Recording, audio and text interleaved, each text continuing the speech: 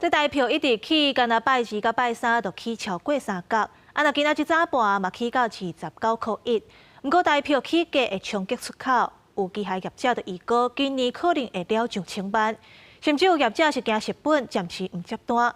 不过这唔接单，无薪假问题恐惊就会愈来愈严重。拜四新台票兑换美金的汇率，又个延续强升的势面，以29.36开出，升3.1分，盘中捌来到29.151。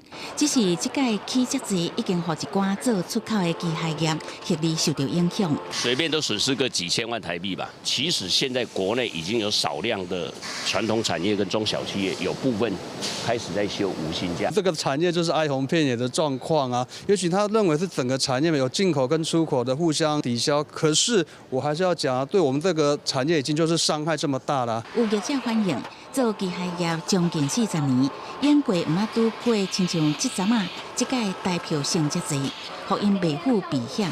国家新台票这阵啊，伫亚洲货币内底升达上强的国家。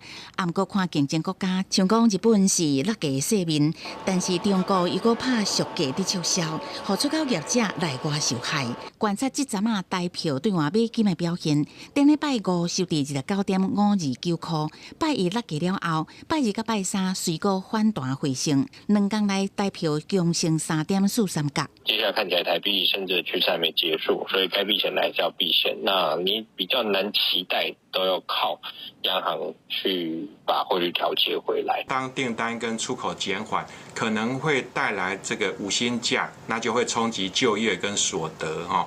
所以呢，也可能会冲击民间消费的力道。根据知影消息的人士讲，央行为了无要让台票汇率快速升达，团队已经采取上新的措施，除了甲大型企业集团单日放汇的金额限缩伫1000万美金，顶礼拜佫限制大型出口商爱伫早起10点后才会当进场放汇。